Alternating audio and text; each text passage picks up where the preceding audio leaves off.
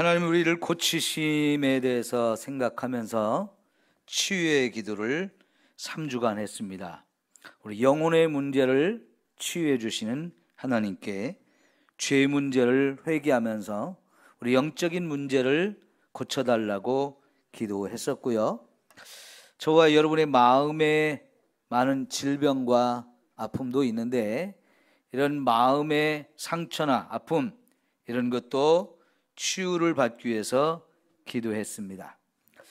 이제 지난주에도 우리 육체의 질병을 하나님이 치유해 주시는 것을 믿으면서 같이 기도했는데요.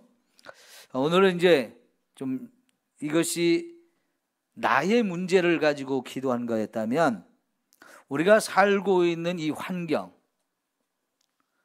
우리 교회, 우리 가정이 될 수도 있고요.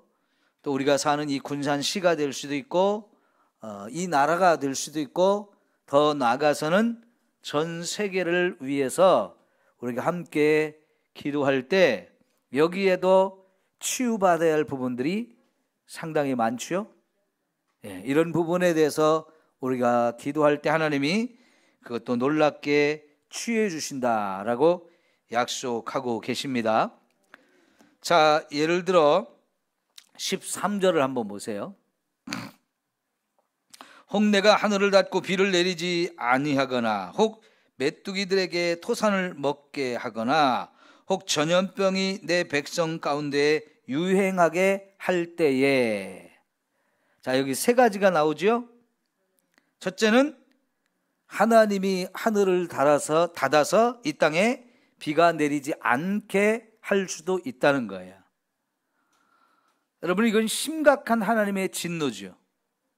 하늘에서 비가 오지 않는다면 농사를 짓고 그 농사물을 가지고 먹고 사는 저와 여러분에게는 이게 아주 심각한 어려움이 되어집니다. 먹을 것이 없기 때문에. 먹을 것은 저와 여러분에게 매일매일 필요해요.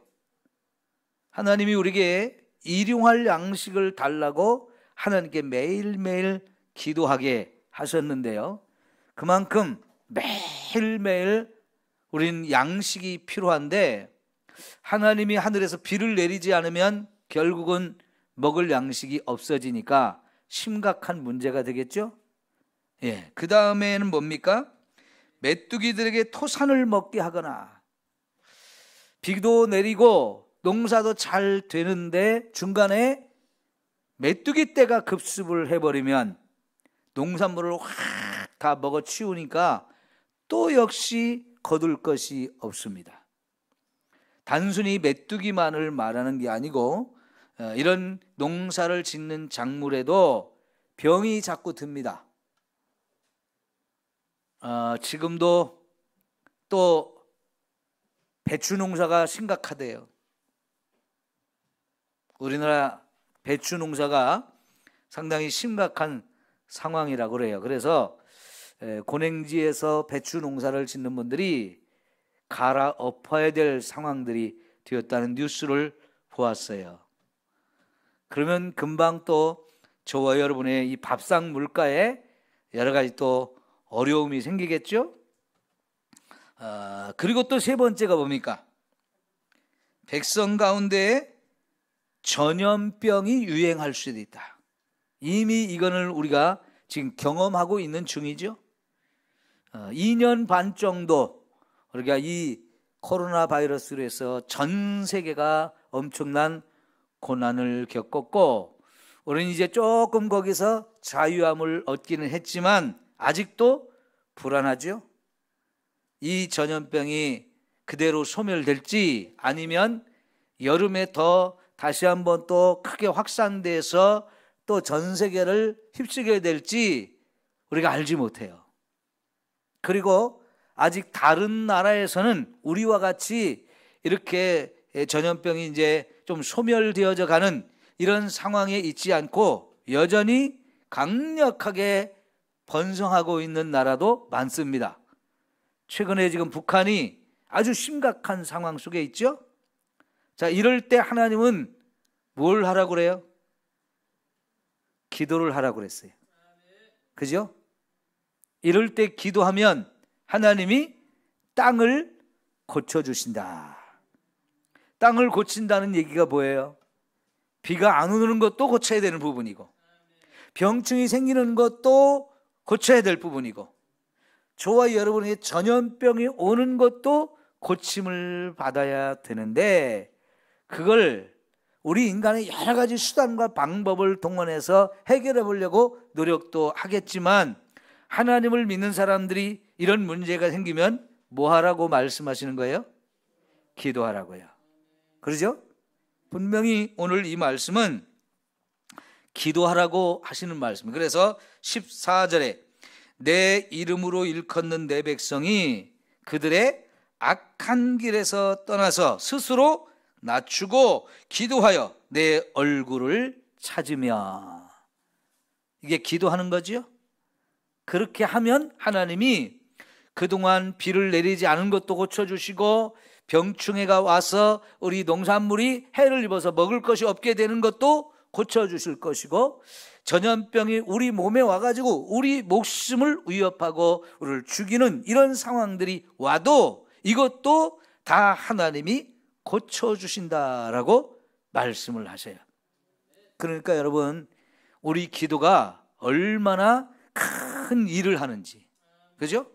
우리 기도가 얼마나 강력한 힘을 발하는지를 우리가 알 수 있지요. 자, 여러분, 지금 코로나 한 3년, 2년 반 동안 우리가 이렇게 겪으면서 이 바이러스가 눈에 보이지도 않는데 얼마나 두려워했어요. 여전히 우리는 마스크를 쓰고 다니죠. 이제 밖에서는 마스크 안 써도 돼요. 그런데 여러분, 밖에 다닐 때 마스크 안 쓴 사람이 많습니까? 쓴 사람이 많습니까? 왜 그래요? 혹시라도 걸릴 수도 있으니까 불안하니까. 다른 사람 몰라도 나는 그래도 뭐 자유를 우리가 주었지만 그래도 조심하는 게 좋다 해가지고 밖에 돌아다닐 때도 웬만하면 다 마스크 쓰고 다니죠. 불안합니다. 두려움이 있습니다. 우리가 조심해야 될 거 정말 조심해야죠. 사람 많은 곳에 좀 가급적은 안 가려고 하고, 교회에 우리가 모여서 예배 드릴 때도 항상 마스크 쓰고 이렇게 하는데, 여전히 교회 못 나오시는 분이 있어요. 코로나 무서워서. 예? 그리고 또 한 2년 반 동안 안 나오다 보니까 있던 믿음도 다 까먹어 버렸어. 그러니까 교회 나가러 가니까 안 나가지니까 또 안 나가지네요. 안 나가버렸다니까 안 나와진대요. 그거 망고의 진리예요. 네? 교회 한 번, 두 번 자꾸 빠지잖아요. 그러면 가고 싶은 마음이 자꾸 없어져요. 그러죠? 그럴수록 내가 정신 차려가지고 아이고 신앙생활 더 열심히 하고 와야 되는데, 그런 사람들 마음을 이미 사단이 탁 사로잡아가지고 나가지 마. 이미 안 나가버렸는데 뭘 또 가려고 그래. 자꾸 주저앉히는 마음들이 생기기 때문에요. 안 나오다가 교회 나오려면 왜 그렇게 힘든지. 뒤에서 자꾸 누가 땡겨요. 그러죠? 자, 여러분, 어쨌든 간에 이런 문제도 결국은 하나님이 치료해 주셔야 회복되어지는 줄 믿습니다. 그런데 이것을 위해서 우리가 기도하라는 거예요. 기도하면 들어주시겠다고. 자, 그래서 내 이름으로 일컫는 내 백성이 그랬어요. 우리는 하나님의 백성인 거예요. 하나님이 인정하신, 너는 내 백성이다, 너는 내 것이다 라고 하나님이 선택하시고 부르시고 이제 저와 여러분을 하나님 자녀로 만들어 주신 사람들이기 때문에 우리가 하나님께 기도하면 하나님이 왜 안 들어주시겠느냐. 하나님과 우리의 관계가 아주 특별한 관계예요. 그러죠? 우리가 기도하면 안 들어줄 수 없는 관계. 하나님 우리 아버지가 되고 우리는 그의 자녀. 그래서 이런 아주 특별한 관계가 하나님과 우리 사이에 맺어져 가지고 우리가 전염병으로 고통받고 있어요. 먹을 것이 없어요. 비가 안 와요. 그래서 우리 삶이 힘들어졌단 말이죠. 그럴 때 하나님, 우리 힘들게 하는 이 문제 해결해 주세요라고 자녀인 저와 여러분이 기도할 때 하나님이 그 기도 듣고 분명히 이 문제들을 해결해 주신다는 거예요. 근데 하나님이 그런 문제들을 우리에게 주실 때 원인이 뭐였는지 말씀하세요. 저와 여러분의 죄 때문에 그랬다는 거예요. 우리 죄가 있으면 하나님이 저와 여러분의 죄를 깨닫고 그 죄에서 돌이키게 하려고 이런 재난을, 어려움을 우리에게 가져다 줄 수밖에 없다는 거예요. 그러니까 사실은 그런 여러 가지 재난이 온다는 것은 한편으로 우리에게 재난이고 고난이고 아픔이지만 이게 하나님의 사랑의 손길이죠. 저와 여러분이 자꾸 하나님의 품을 떠나서 다른 길로, 잘못된 길로 자꾸 가는데 그거를 한 번, 두 번 말씀해 주셔도 안 듣고 계속 그 길로 가는 거예요. 자신이 잘못됐다는 걸 깨닫지 못하고 돌이키지 못하니까 결국은 하나님이 극약 처방을 하셔서라도 저와 여러분이 뭘 잘못했는지를 깨닫게 하고, 아, 우리가 잘못해서 이런 어려움이 왔구나 하는 걸 깨닫고 그때서 우리가 하나님, 제가 회개합니다, 잘못했습니다, 용서해 주세요 하면서 기도하면 하나님이 저와 여러분이 내렸던 이런 모든 문제들을 해결해 주신다라고 약속을 하시는 거예요. 그러면서 하신 말씀이 내가 그들의 죄를 사하고 그들의 땅을 고칠지라 그랬어요. 그들의 땅을 고쳐주겠다. 그러니까 우리 이 땅을, 우리가 살고 있는 이 땅에 하나님 앞에서 우리가 기도해가지고 치유받아야 될 일들이 참 많다는 얘기죠. 고침받아야 될 일들이 많아요. 근데 그것을 하나님의 자녀들의 기도로 그 일을 할 수 있다는 이야기입니다. 그러니까 여러분, 이 금요일 밤에 혹은 새벽에 우리가 하나님 앞에 와서 기도하는 게 얼마나 중요한 일이에요. 얼마나 아름다운 일이에요. 하나님이 원하시는 일이고요. 저와 여러분이 수없이 많은 기도의 제목을 가지고 기도하면 반드시 하나님은 그 기도를 듣고 응답해 주실 줄 믿습니다. 자, 여러분, 우리 한국 목사님이 미국에 이렇게 유학을 가가지고 공부를 하시고 목사님이 되셨어요.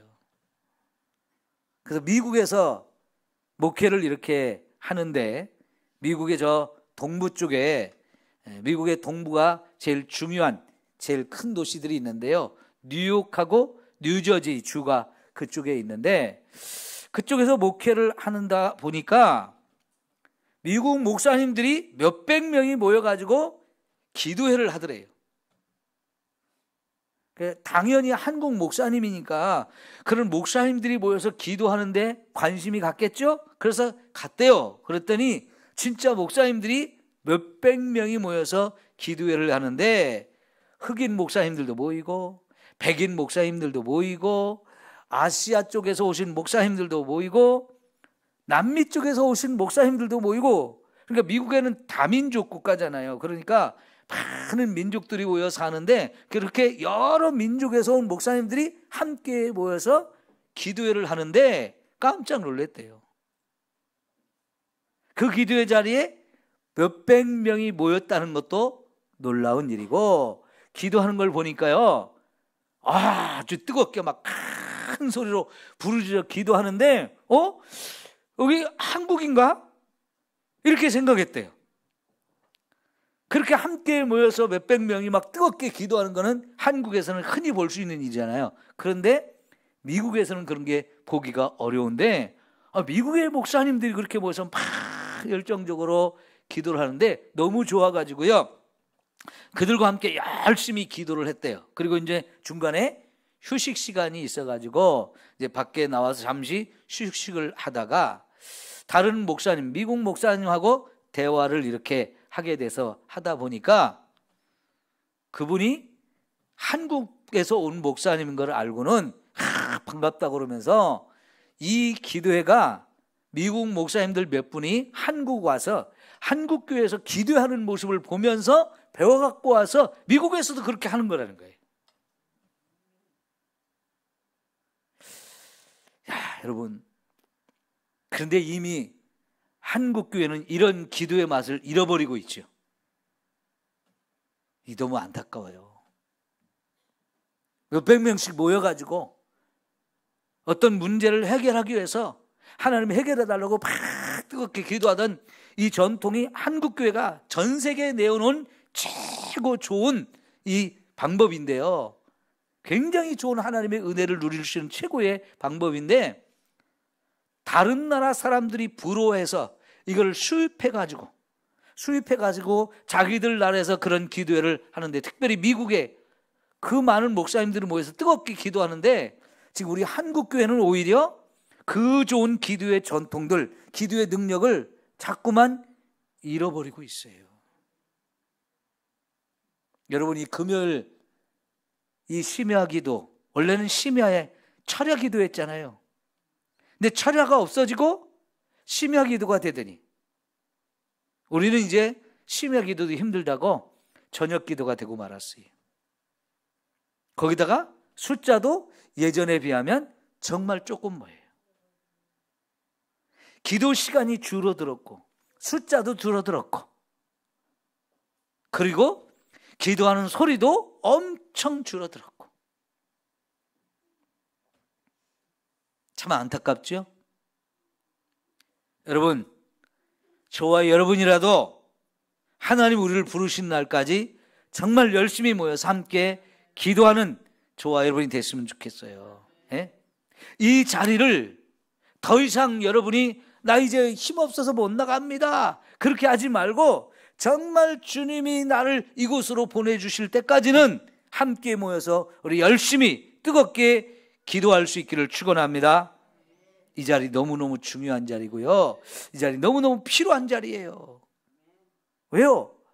이 자리를 통해서 우리가 기도한 것이 하나님께 다 올라가고요, 하나님은 그 기도를 따라서 우리에게 놀랍게 역사하시는 줄 믿습니다. 그런데요, 이 목사님이 또 놀란 게 뭐냐면, 휴식 시간을 마치고 들어갔더니 한 목사님이 나와서 뭐라고 얘기를 하냐면, 그 기도를 7년 동안 해왔대요. 미국 목사님들이 막 몇백 명이 모여서 기도회를 7년 동안 해왔는데, 그렇게 기도를 해왔던 이유가 뭐냐면, 미국 전체 중에서도 뉴욕 그쪽이 범죄율이 가장 높은 곳이에요. 살인사건도 많고요, 강간사건도 많고요, 도둑놈도 많고요, 온갖 범죄가 가장 미국 중에서 제일 많은 곳이 뉴욕을 중심으로 해서 그 주변에 있는 도시들이라는 거예요.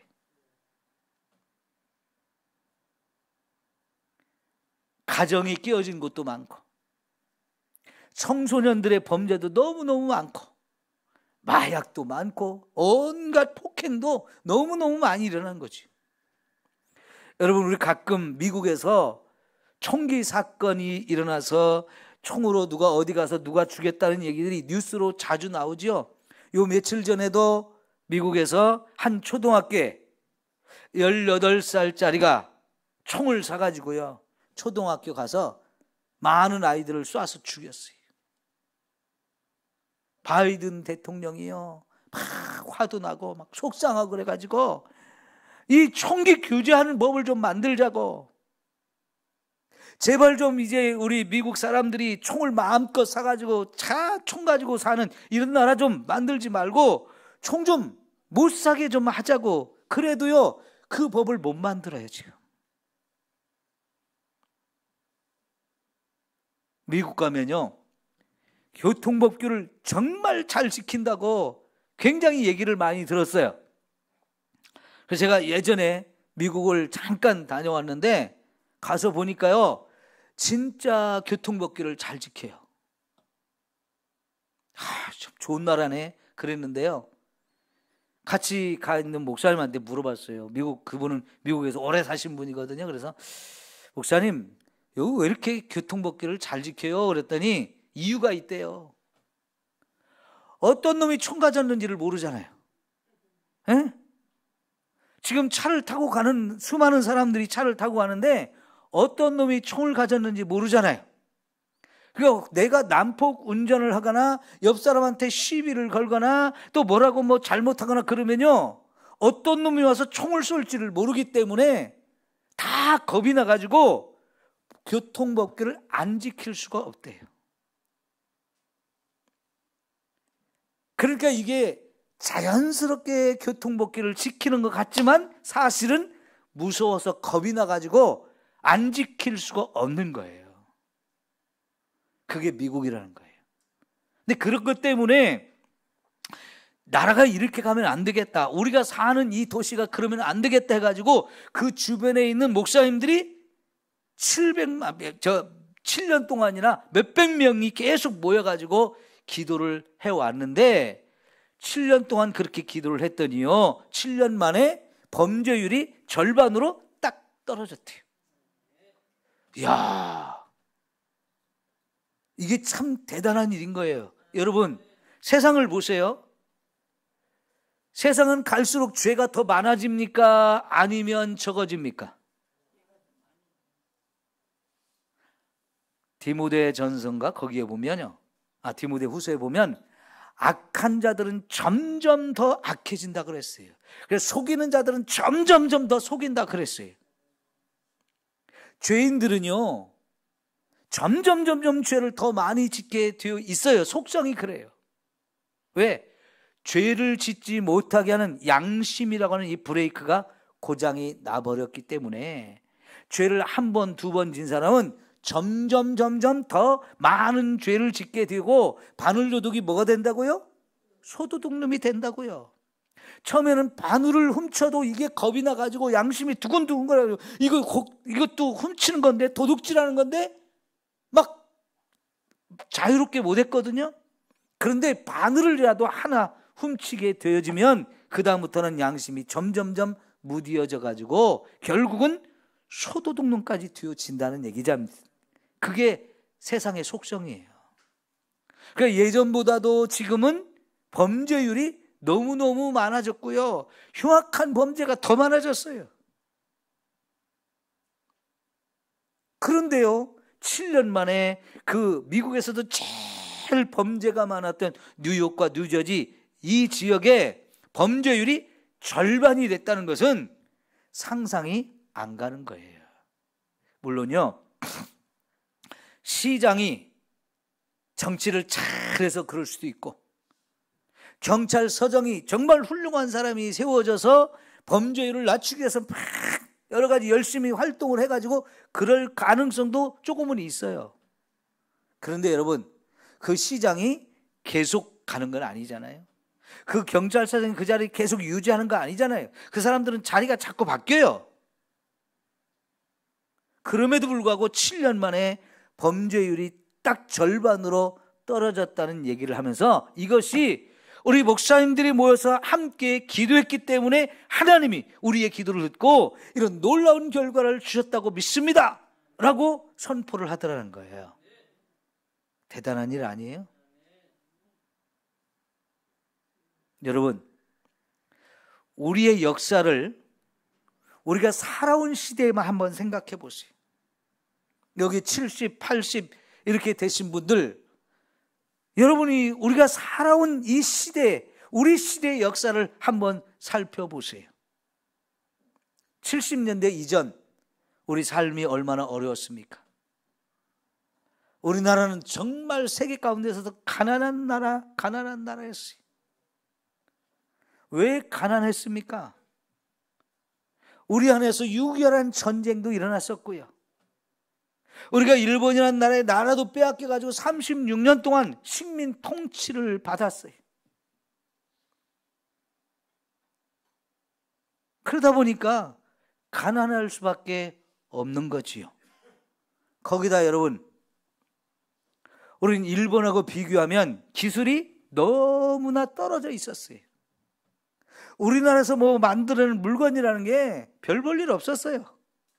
세계 어디 나라 갖고 가서 이것 좀 사주세요 했을 때 사줄 만한 나라들이 없을 만큼 우리 물건이 별로 세계 사람들한테 인기 있는 품목이 거의 없었어요. 그렇다고 우리나라가 자원이 있었습니까? 우리가 인구가 또 많기는 합니까? 아주 모든 면에서 우리나라는 환경이 좋지 않습니다. 그런데 여러분, 어떻게 지금은 전 세계 10위권 안에 잘 사는 나라가 되었을까요? 어떻게 우리가 그렇게 되었을까요? 우리는 분명히 하나님의 은혜로 되어졌다고 고백하죠. 그럼 하나님은 왜 그렇게 우리에게 그런 은혜를 베풀어 주셨을까요? 아까 이미 답을 말씀드렸어요. 우리나라 교회가 기도하는 교회였기 때문입니다. 예? 기도하는 교회였기 때문에 하나님은 그 기도를 들어서 이 나라를 이렇게 축복하심으로 전 세계 정말 대단한 나라로 이렇게 높여주셨는데, 여러분, 지금까지 수천 년 인간의 역사, 전 세계 역사를 통틀어서 보았을 때 우리나라 같이 짧은 기간 안에 이렇게 아주 가난했던 나라가 정말 잘 사는 나라로 이렇게 되어진 나라가 없어요. 우리나라밖에 유일합니다. 우리나라가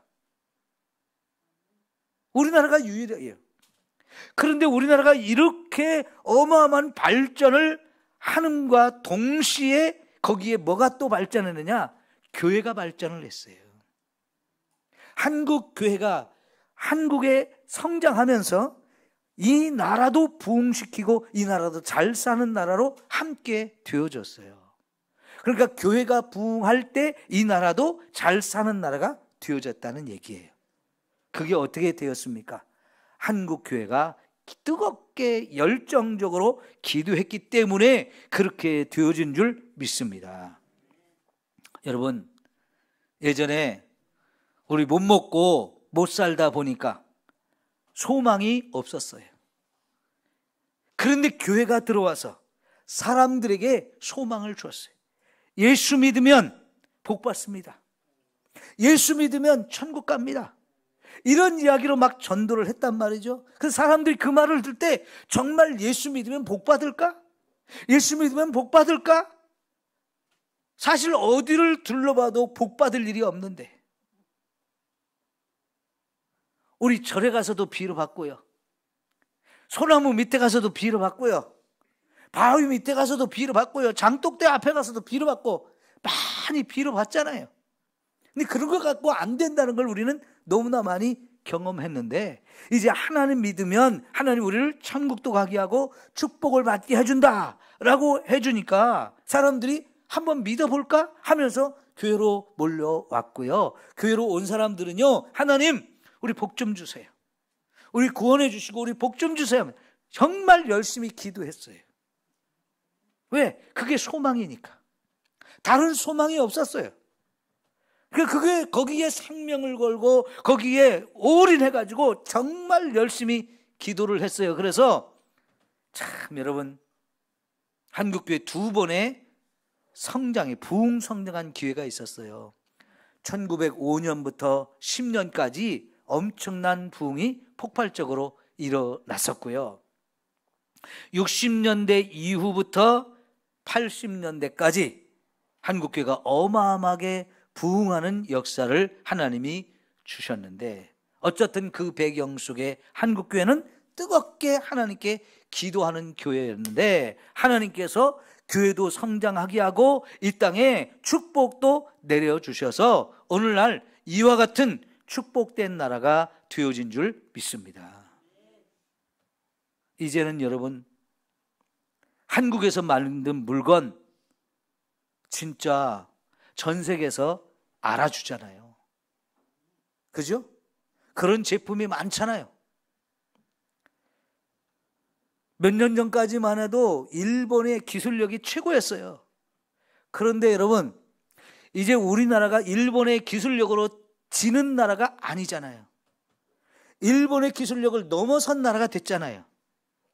옛날에 TV, 전자제품 하면 다 일제가 최고였거든요. 그런데 여러분, 지금은 전자제품 하면 한국산이죠. 그죠? 자동차도요, 일본 제품 전 세계에서 지금도 좋습니다. 그런데 이제는 한국 자동차가 일본 자동차와 같이 경쟁을 같이 해요. 이제는 기술적으로 우리가 일본을 넘어선 부분이 많이 있어요. 기술이 없던 나라가, 그죠? 문화적으로도요, 이제는 예전에 우리 어렸을 때 보았던 만화 영화가 다 일본에서 들어온 수입품이었거든요. 그런데 이제는요, 우리나라 영화들, 우리나라 제품들이 전 세계에 어마어마한 인기를 끌고 있어요. 문화적으로도요, 일본을 넘어선 지가 한참 오래됐습니다.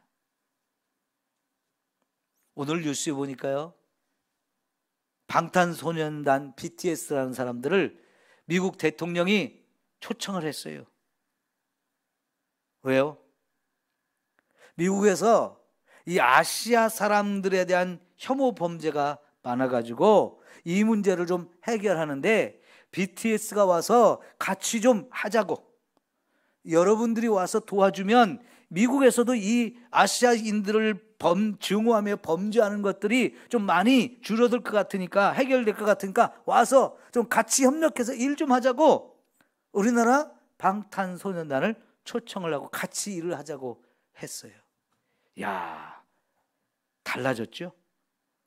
바이든 대통령이 항상 이쪽으로 오면 일본을 제일 먼저 방문하고 그 다음에 다른 나라 갔다가 우리나라가 한 3번이나 4번 이렇게 방문을 했는데, 이번에는 우리나라를 제일 먼저 왔죠.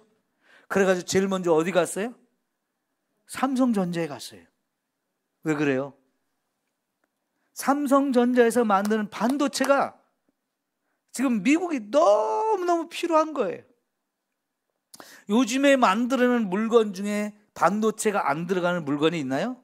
거의 없을 만큼 반도체는 모든 물건에 다 들어가요. 우스운 얘기가 있더라고요. 이건 러시아하고 우크라이나하고 전쟁을 하잖아요.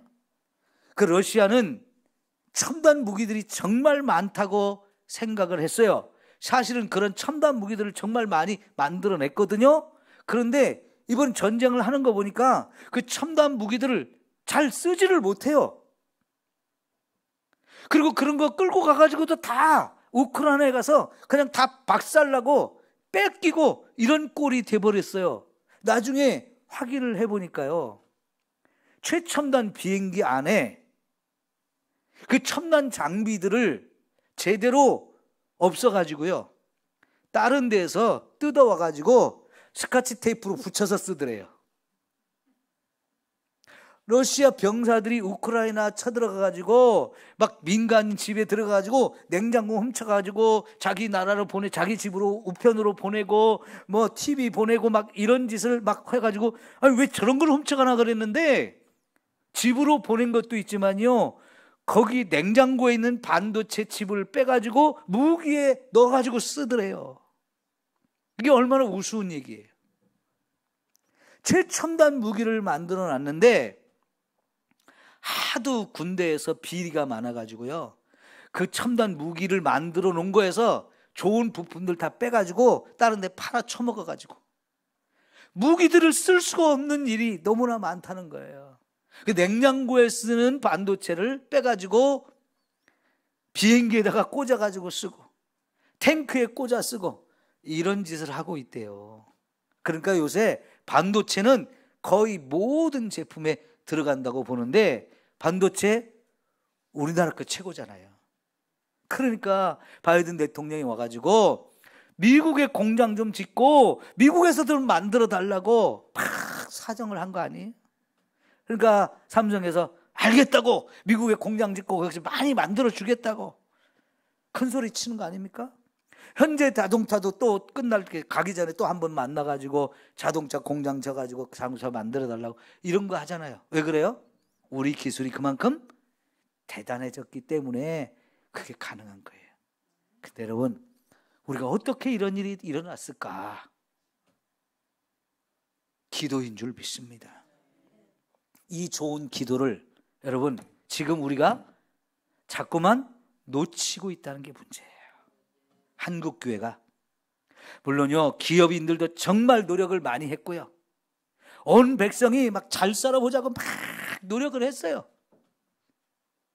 그렇지만 그 배경 속에 한국교회가 기도해가지고 그 기도로 하나님이 응답해 주셔서 이 나라가 지금 이와 같은 모습이 되었다는 거, 우리 하나님을 안 믿는 사람들은 인정할지 않을지라도 우리는 알잖아요. 우리는 그걸 믿어요. 그런데 그 엄청난 능력과 파워를 왜 지금 한국교회가 다 내려놓고 있느냐고요. 이거는 너무나 안타까운 일이죠. 여러분, 우리는 주님이 우리를 부르시는 날까지 이 기도의 끈을 놓지 말고 계속 붙들고 가야 할 줄 믿습니다. 제단의 불을 끄지 말라고 그랬죠. 그게 기도의 불을 끄지 말라는 얘기도 돼요. 한국교회가 기도의 불을 끄지 말고 정말 계속해서 기도의 불씨를 살려가지고 우리도 살고 우리 가정도 살고 교회도 살고 이 나라도 살리고 세계를 살리는 이런 역할을 해야 할 줄 믿습니다. 여러분, 아까 우리나라가 70년대 새마을 운동이 일어섰죠. 새마을 운동. 이 새마을 운동을 박정희 대통령이 어떻게 시작한 줄 아세요? 예? 조용기 목사님을 비롯해서 그 당시 유명했던 한국교회 목사님들이 새마음 운동을 했다는 거예요. 새마음 운동. 마음이 새로워져야 우리가 잘 살 수 있다. 마음이 새로워져야 잘 살 수 있다. 이게 복음의 내용이잖아요. 우리 마음을 새롭게 하는 거.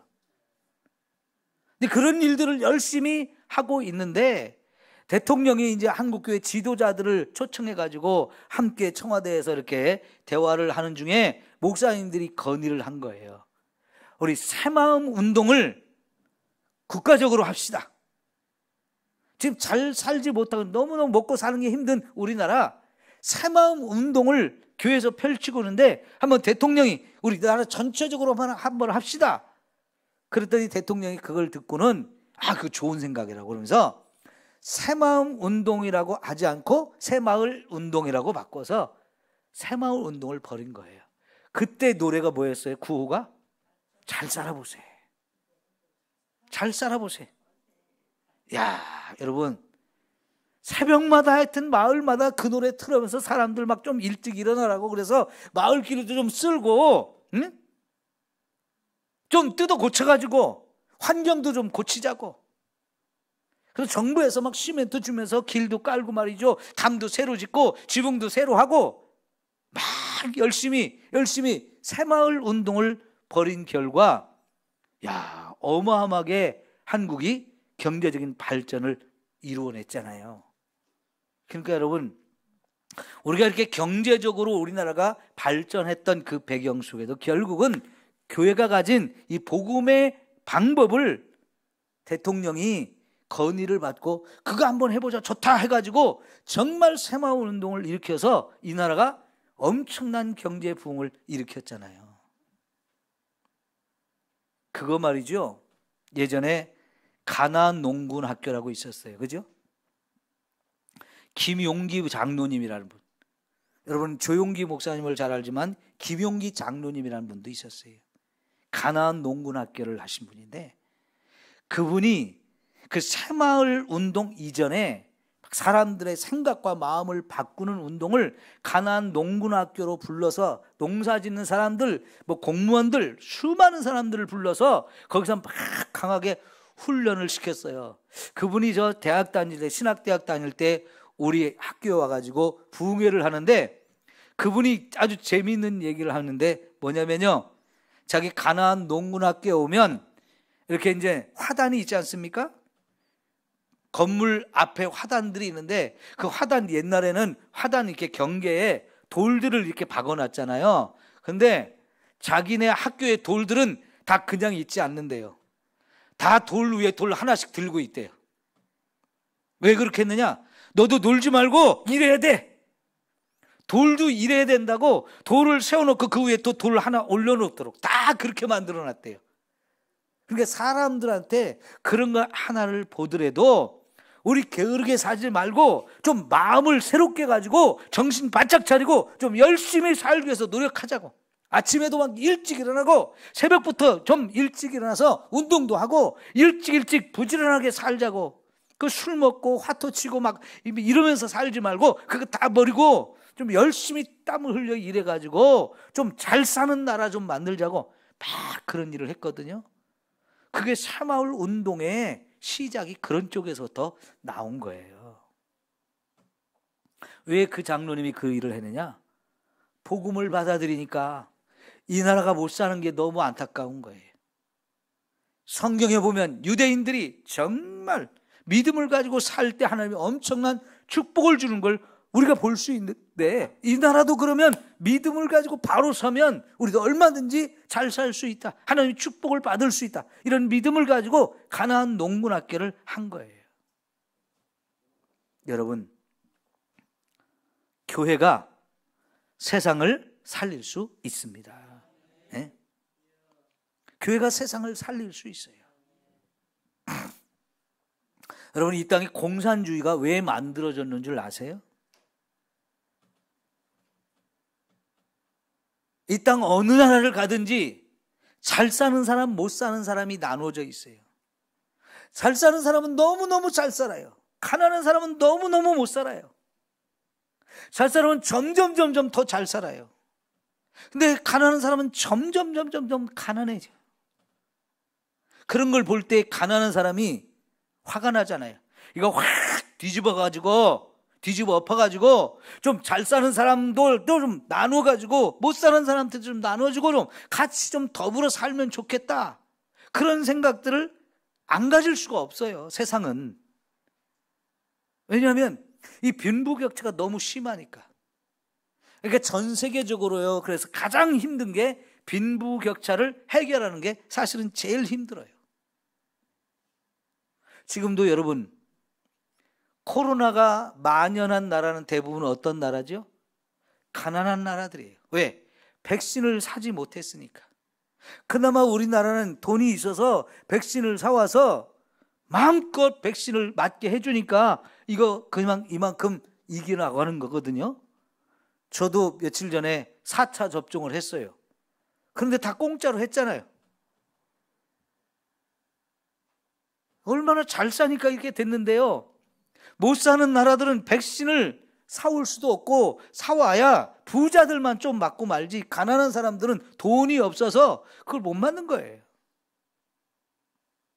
그러니까 이 빈부격차를 해결하는 문제는 너무나 어려운데요. 그래서 공산주의자들이 야, 잘 사는 사람 거 뺏어가지고 우리 좀 가난한 사람들이 다 같이 좀 나누어서 같이 쓰자, 그렇게 해서 공산주의가 시작된 거예요. 왜? 세상이 너무 불공평하다고, 불평등하다고 하면서 막 이렇게 불만이 품어져 나오니까 그 불만을 가진 사람들을 모아가지고 결국은 공산주의를 만들었는데, 여러분, 공산주의가 성공을 했어요? 실패했어요?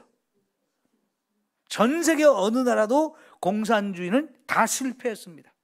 어느 나라든지 다 실패했어요. 왜요? 예수님 말씀에 칼로 일어나면 칼로 망한다고 그랬잖아요. 그러니까 내가 폭력을 써서라도 잘 사는 사람 걸 뺏어가지고 가난한 사람 같이 나누어 쓰자, 폭력을 통해서 했거든요. 그러면 여러분, 공산주의는 다 평등합니까? 거기 못 사는 사람 없습니까? 잘 사는 사람 없습니까? 다 똑같이 삽니까? 아니요. 공산주의를 해도 여전히 권력을 가진 사람들은 잘 살고 못 사는 사람은 여전히 못 살더라는 거예요. 그리고 권력을 가진 그 소수의 사람들이 못 사는 사람들 힘을 가지고 팍 쪄누르면서 꼼짝 마 이렇게 해놓고 사니까 오히려 공산주의 사상의 세상에서 못 사는 사람은 더 못 사는 거예요. 자유도 없고요.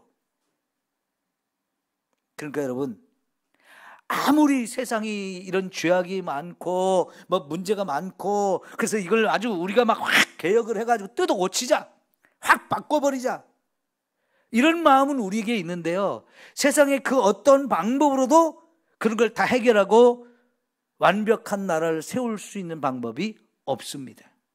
그러죠? 왜 그래요? 그놈이나 이놈이나 다 똑같은 죄인이기 때문에 그런 거지요.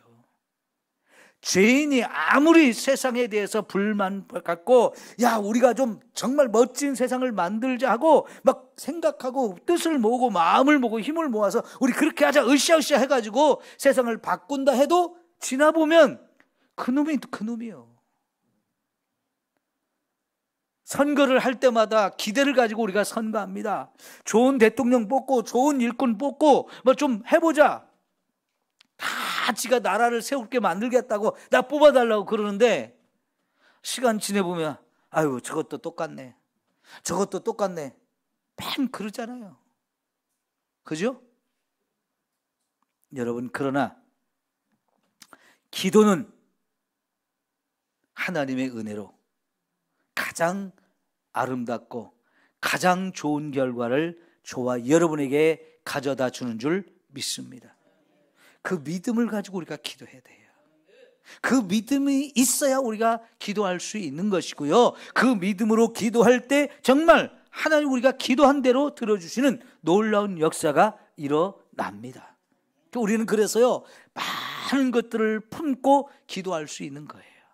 여러분 사도 바울이 디모데전서 2장에 보니까 우리가 열심히 중보기도도 하고 간구도 하고 여러 가지 기도를 하는데 특별히 위에 있는 높은 사람들을 위해서 기도하라는 거예요. 근데 그 당시에 높은 사람들이 누굴까요? 로마의 황제부터 시작해서 로마의 힘 있는 권력을 가진 사람들이에요. 근데 그 로마의 황제와 그 사람들이 교회를 어떻게 했습니까? 엄청나게 핍박을 하면서 막 수많은 사람들을 죽이고 옥에 가두고 교회를 없애버리고 엄청난 핍박을 하던 때예요. 그러면 기독교인 입장에 생각할 때 그 사람들이 밉지 기도하고 싶은 사람들이에요? 아유 저 사람들이 이뻐가지고 막 기도해줘야지 그럴 사람들이 아니잖아요. 그런데 사도 바울은 교회로 하여금 그런 사람들을 위해서 기도하라는 거 자꾸 가르쳐요. 여러분 그게 교회인 줄 믿습니다. 나를 죽이려고 하는 사람들, 내 모든 재산을 빼앗아가는 사람들, 우리를 막 핍박하고 교회를 없애려고 하고 막 온갖 어려움과 고난을 가져다 주는 사람들인데 그 사람들을 위해서 정말 사랑의 마음을 가지고 기도하는 게 교회고 우리 성도들인 줄 믿습니다. 왜 그런 기도를 하라고 했을까요? 우리가 그 사람들을 위해서 기도할 때 하나님이 그들을 변화시킨다는 거예요. 우리를 그 힘들게 하는 문제들이 분명히 해결되어진다는 거예요. 그 믿음을 가지고 초대교회 성도들은요 그런 세상의 임금들과 어마어마한 핍박과 환난 이런 것들을 위해서 기도했어요. 그들과 함께 맞서서 칼로 싸워서 이기겠다가 아니고요 죽여도 나는 그들을 위해서 기도하면서 기도로 싸우겠다는 거였어요. 왜? 기도의 능력을 알기 때문에요. 기도하면 하나님이 나는 저 사람을 바꿀 수 없지만 하나님이 그 사람의 마음을 바꾸든지 하나님이 그 사람을 벌을 주든지 해서 하나님의 방법으로 하나님이 그 문제를 해결하신다는 걸 알았기 때문에 초대교회는요 자기들을 핍박하는 그 사람들을 위해서 기도했어요. 그리고 어떻게 됐습니까? 실제로 그들의 기도한 대로 세상이 변화됐어요. 그렇게 핍박하던 로마가 변화되어서 오히려 교회를 그 나라의 국교로 삼으면서 이제 로마에는 다른 우상들 다 없애버려. 로마는 어마어마한 신들을 가지고 있었어요. 우상이 너무나 많았어요.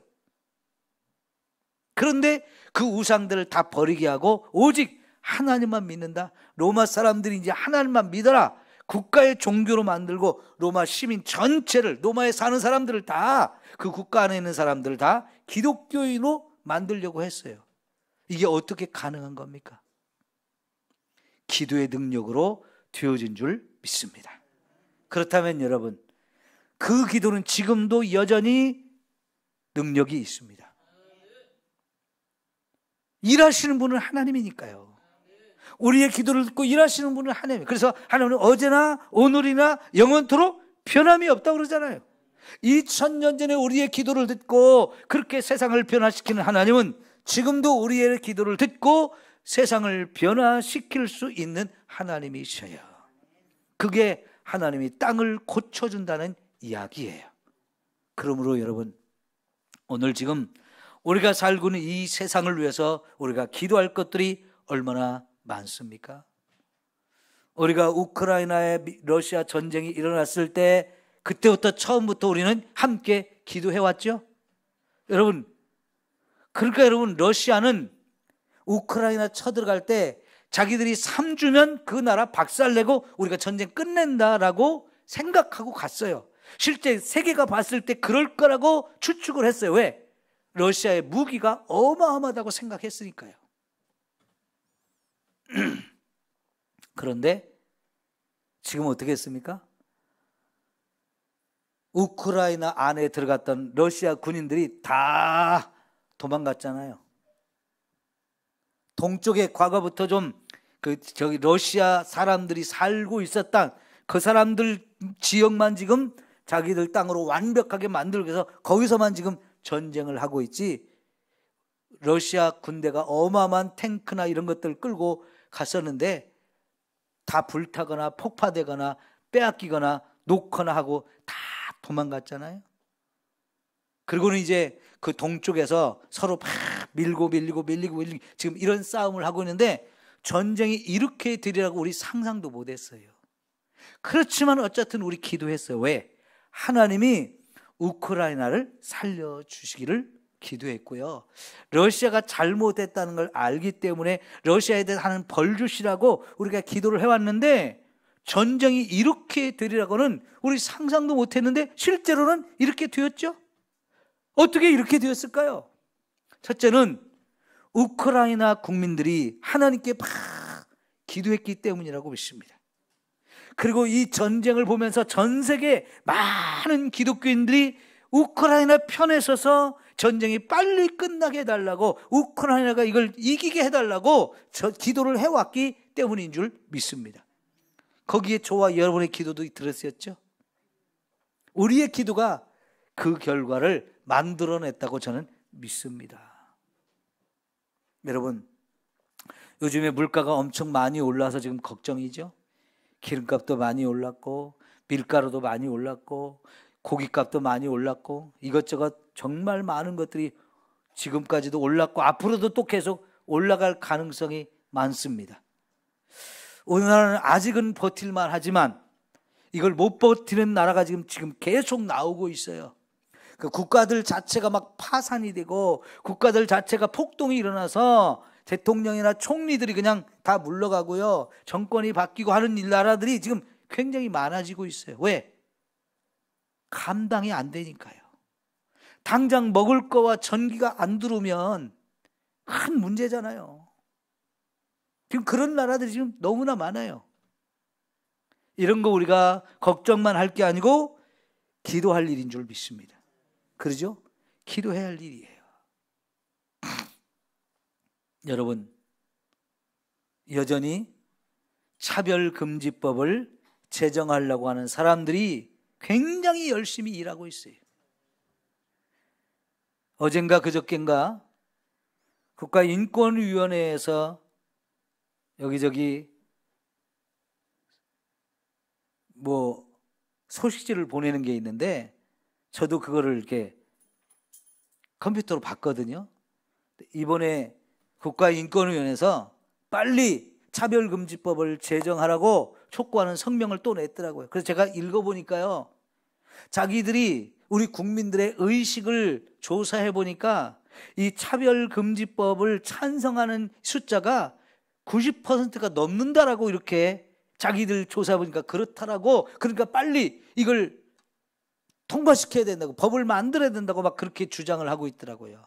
그런데 여러분, 요새 여러분 국회 앞에서 그 차별금지법 법안을 발의한 사람들이 천막을 치고 단식 농성을 한다는 거 뉴스를 여러분 보셨죠? 들어본 적이 있죠?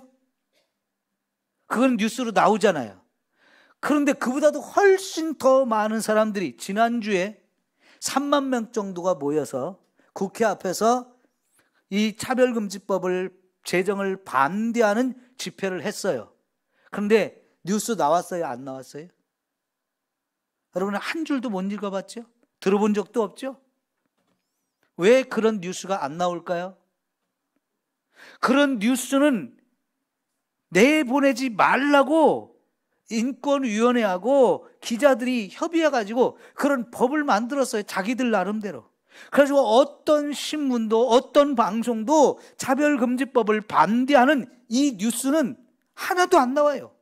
그래놓고 사람들한테 의식을 조사해 보니까 다들 찬성한다고. 말이 돼요, 안 돼요?